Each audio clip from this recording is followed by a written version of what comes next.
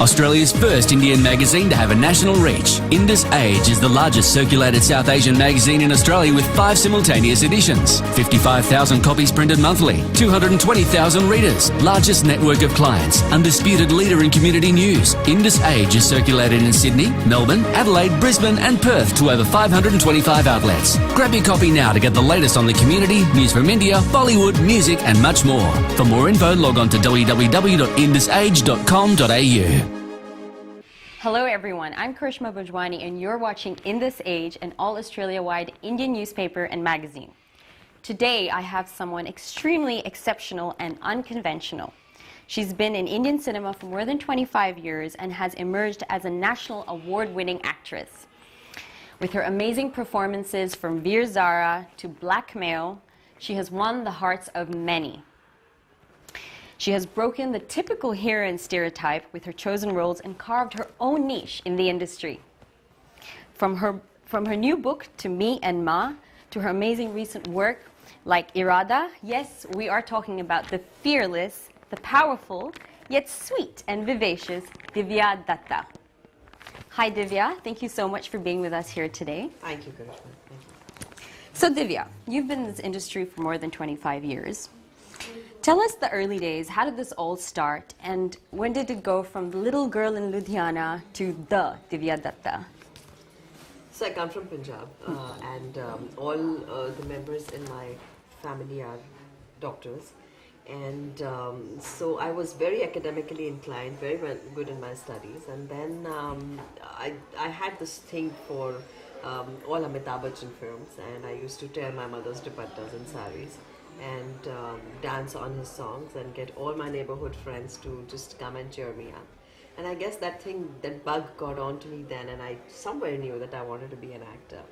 And then I think life has its own plans, and somehow when I was just just doing my psychology and English literature, came this talent hunt contest from Bombay, and I just filled the forms for it and I got selected.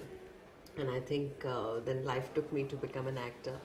And then you go there without any godfathers, without any, knowing anybody. And then, so just carving your own niche, finding your own place. I was given all these glamorous roles and all these lovely songs and dances, which I wasn't so comfortable with. And then I realized I need to do more of performance-oriented stuff. And that's how I started Train to Pakistan. Then I started Shaheed-e-Mohabbat. And then I think with every film I needed to just take a back foot and realize what I really wanted to do. And I realized I wanted to do more of performances, and that's how Veer Zara came my way. It was different. It was like a big risk to not do like a typical heroine role and do something so unconventional very early in your career. But I think it worked for me, and because I thoroughly enjoyed it, and everyone kind of gave me this different space just for me, which they thought is like an actor's space, and I kind of really enjoy that. And I think now, after these many years, people write roles for me, and they love me for who I am and what I do, and I think that's amazing, the kind of love and respect that they give. That's beautiful. And you really created your own niche that is almost non-existent in previous Bollywood, which is so beautiful. So did you have any naysayers while you were trying to pursue acting? Of course, I think we all do. When I came from Punjab, I think everyone in my family, all the friend circles, they were like very protective, and it was like, don't send the daughter there. Yeah. And but my mother was like really, standing by me, and she said if that's her dream and that's what she wants to pursue, she's just going to do that. That's beautiful. And I'd never, I couldn't thank her enough for believing in my dreams, because how many times is it that you work and you work on what you're passionate about and you earn out of it. And I'm glad I'm an actor and doing exactly what I really want to do. That's beautiful. Like you said, your roles are very distinct and unique. And how do you think you carved your niche? How did you voice that? Did you find any trouble in carving your own little niche? Was it hard, or? Life's never easy, but it shouldn't be either, I guess. It's always nice to have that draft and then say, okay, I went down and then I came back like Phoenix. When you make these unconventional choices, you have to be ready for, lots of challenges coming your way. And I did find them too. When I did Veer Zara, I was like flooded with roles which were just like Veer Zara. So in our industry, it's like very easy to typecast you in a certain role. And so I had to wait. I had to say a lot of no's until something different came my way, and then Dilli Che came my way. And after that, I started getting all sensuous roles. So it was like every time I had to break an image. Yeah. So if I did a sister's role, then I had to do a sensuous role. When I did a sensuous role, then I had to do something other. So it was fun. It was like looking into the mirror every time and seeing a different Divya, and rediscovering a different side of me. And that kind of became my pattern, and I now really enjoy that. So if somebody says, okay, I will take you in this role, I say, I don't want to do that, I'll do the other one. So it's nice. So how do you actually say no? Do you sometimes feel like I might regret saying no because this is like with a great director or great co-stars? It's happened many times, but I have not regretted it. Okay. Because I think the best thing that works for an actor or for anybody per se is your gut, and you should always listen to it. So that the first voice that comes is like, do it for the whatever answer. it is. So I've done the smallest possible films because I knew I'm going to really enjoy doing that film. And I've said no to the biggest ones. Wow. So, but fortunately for me, it's always worked. I mean, I was very keen on doing Irada because I thought it's going to be like a crazy role for me, something I haven't done before. And then I end up getting a national award for it. So the gut works. The gut works. Yes. That's beautiful. So you think that the first voice is the gut? Because most people struggle with listening to their gut. No, they struggle with, camouflaging it with the voice of reason and then this and that, but they forget the gut. The gut is the first one. The first. That's beautiful. Okay. You've often been casted with roles that are like of strong women. So why do you think that happens? I still have to find an answer to that, but yes, I mean, everyone comes to me. I've actually had many of my friend directors saying, listen, I really want to cast you in this role, but it's so obvious that strong woman, it's Divya. So it's like, okay, now I think I need to do some weaker roles to get back to the strong roles. Love that. Okay, not coming from a very Bollywood family, how do you think one can, like you, have sustained yourself in the Bollywood industry? Sorry. We do have, film families, nepotism and all that stuff that you talk about. But I think saying that, everyone will give you their own special place, seeing the work you do. And there is no parallel to hard work and to how good you are. If people like you for what you do, they don't care where you come from. And I would say, I think the biggest of outsiders have been the biggest of successes as well. Be it Shah Rukh, be it Deepika, be it Priyanka, be it Kangana. And so I guess there's no substitute to hard work and to a good talent. And if you're good, people will notice you. Yeah, it might take time. It took me time to find my own and carve my own niche. But I found it, and I'm glad I did. But yes, you have to be, I believe in these 3 Ps. You have to be perseverant, you have to be passionate, you have to be patient. Wow. That is so refreshing to hear from someone in the Bollywood industry, because whoever you speak to generally is like, no, it's just people, nepotism and things like that. So it's so refreshing and nice to hear that. It's very blunt. No, I love it. I love it. Your role in Blackmail, like, I think it gave everyone goosebumps. It gave me serious goosebumps. I was just wondering while watching that film, because you give such a beautiful character to the person, you make it a whole person that it doesn't even look like you're acting. I feel whatever you're trying to make like me a feel. little crazy vibe. I loved it.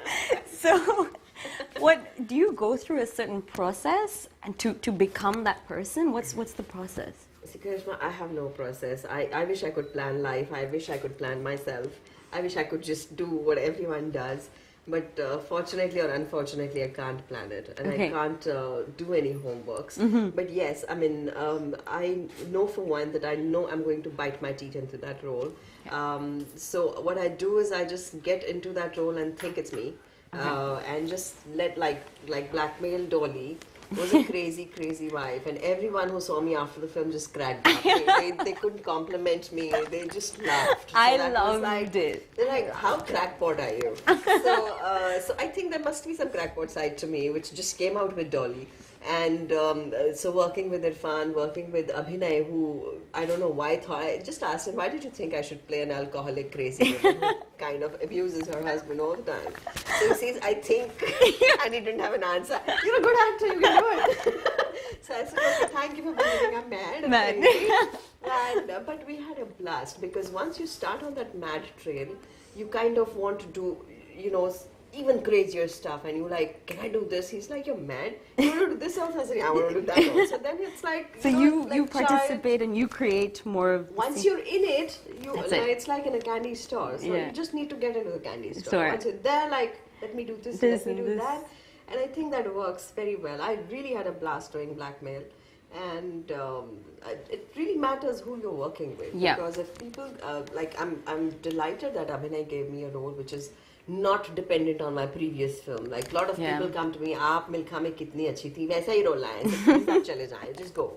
Because I don't want to do what I've done. So you want to keep challenging yourself. So yes, so I'm glad these directors come to me with a different vision, and they visualize me differently, and they think I can do different stuff.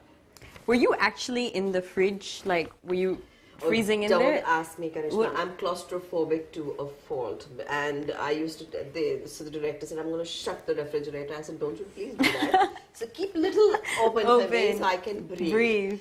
And then you have to hold your breath because you're dead.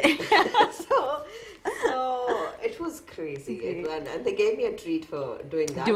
It was frustrating, and it was really crazy. Being in that fridge, I was like, wow. Absolutely. Wow. Okay. So, you've written a book, Me and Ma. So what drove you to write that book?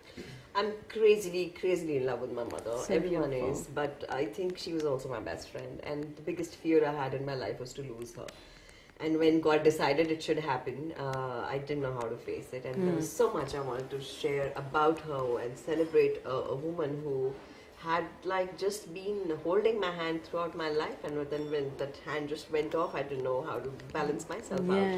And I think the only way would have been to just celebrate her, have a catharsis, write everything I remembered of her, introduce her to people who know me as an actor, but know me as a person as well, and what my mother made me out to be. So it's a memoir that I've written from my childhood to now, and how she's been instrumental in making me who I am. And lots of anecdotes, lots of stuff. And this book has been blessed, I must say, because I wanted Shabana ji to write the foreword for it, and she was kind enough to just give me a beautiful foreward. And my brother asked me, listen, who do you want to launch your book? I said, it would be so nice if Mr. Bachchan does it. So he says, why don't you just call him? I said, really? He said, yeah, sure, call him. And then I just called him, and he said, tell me when to come, and I will be there. So it was like a blessing, and the kind of love this book has received. I'm blessed. I'm really blessed. It's a really beautiful idea, Me and Ma. It's so rare, and no one really, writes about it. It's so beautiful to hear it from you. So your mother used to attend your shoots and was called Divya ki mummy at the shoots. What was your fondest memory of her at the sets? There's so many, I can't even say one. But I mean, she was a doctor, she was a writer, she was an actor. But because her parents asked her to be a doctor and leave all the hobbies aside, I think she kind of let me fly and say, hey, you go. And so beautiful. I think in everything, we've been two naughty, crazy women, totally in love with each other, and doing all the pranks possible. And yet she was like a voice of sanity for me, a voice of reason for me. And when I didn't know a direction in my acting career, she just guided me through. She said, do you have a godfather? I said, no. She said, do you have somebody who's going to say, launching Divya Dutta opposite Shah Rukh Khan or opposite Salman? I said, no. She said, go ahead, prove yourself. Find those roles for yourself. You don't necessarily have to say, hey, I'm going to dance around trees. You don't have to. And then I said, yeah, that makes sense. And then I took on those roles because she kind of, just gave me the confidence and the encouragement to do that. And I think girls especially are very lucky when they have a family they can go back to and rely on. Because it's not the most stable profession, I would say. So she gave me, I've seen her as a single parent because I lost my dad very early. I've seen her through terrorism days in Punjab. Wow. I have seen her holding my hand when I came to movies.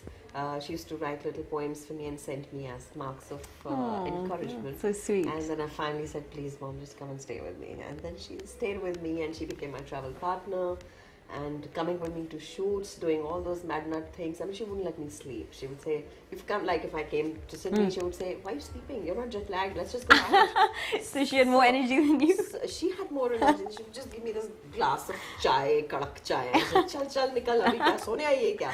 And then I think that habit still is kind of inculcated in me, and I do that all the time. So I live her in me now, because there's no way I could live without her. So she lives in me now, and I'm so lucky I had her as my mom.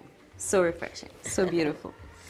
You recently received an award for your role in Irada, National Award. So what's coming up for you? What's next? I hope another national award. Lots of beautiful films, and I'm glad all the genres are different. There is a biopic I'm doing on Malala, which is called Gul Makai. We just had a United Nations screening in London. Wow. Then I'm doing a satire, a political satire, which is called Abhi To Party Shuru Hui Hai. It's very on Jaane Bhi Do Yaro lines. And that I always wanted to do a comedy like Comedy that. line. Oh, nice. And so that. Then I'm doing a love story with Manav Kaul that's called Music Teacher, and it has all R.D. Burman music. So something I've grown up on. I've been like an ardent fan of Panchanda. And my favorite song is Picturized on Me, so I'm really happy. Oh, whoa. about that. And then I've done a thriller with Arshad Warsi and Juhi Chawla. And then there's a beautiful film on circus called Ram Singh Charlie. And then I've done a children's film called Jhalki. And I'm doing 2 English films. So yeah. Whoa, lots happening. Lots happening. Very exciting years ahead. So Divya, you have a brother, Dr. Rahul Dutta, and who's with us here in Sydney as well. Tell us about your relationship with your brother and his work. I think my relationship with my brother was set by my mom. And I remember I used to live in Delhi, and I'm older to him. And so I used to come for my summer holidays, and so he didn't understand that she's my sister. So he just told mom one day when I left after a 2-month vacation, he said, Mom, that girl who comes to our house, I think I really like her. Can't she stay with us? So that's when I came back to Ludhiana, and we stayed together. And so he and I are very similar and yet very different. He's my sounding board, he's my stabilizing factor. So I am overtly emotional, I'm hyper. He's the stable man and the calming factor in my life. So right now, post my mom, I think he's taken all the roles that he needs to take. He's my best friend, he's my brother, and he's my father. Wow. And I'm glad I can share a lot of things with him. And I'm glad mom brought us up in a way that, I mean, he's married and I stay with him.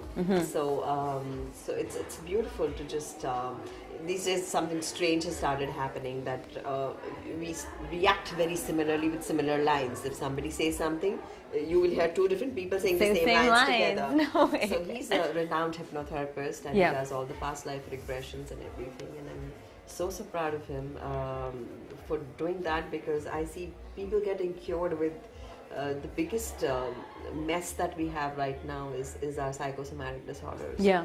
And it's more, I think, a curse these days because of the stress factors we have and the hurried lives we have.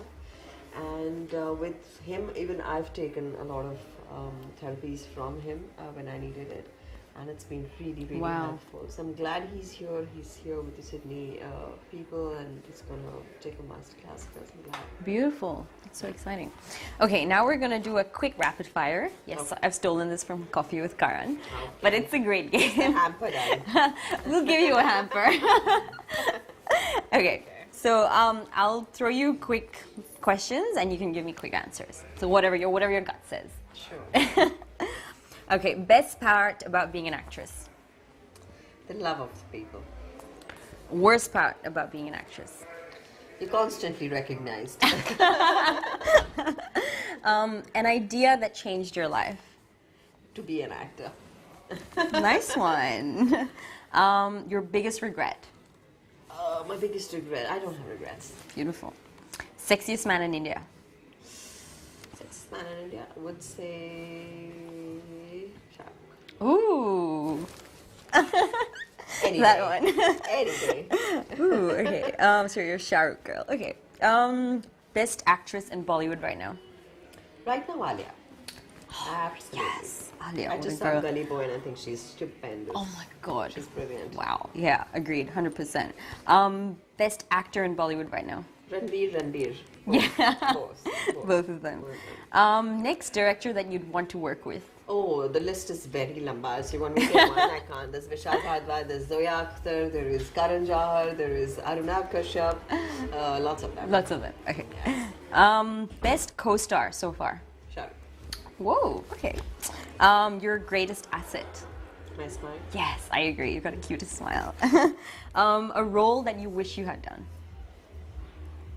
Wish I had done probably a Kahani, probably a Nishkya, probably a Tanu Manu, probably a Queen. Oh, I'd love you in probably Tanu Khoobsurat. Yeah.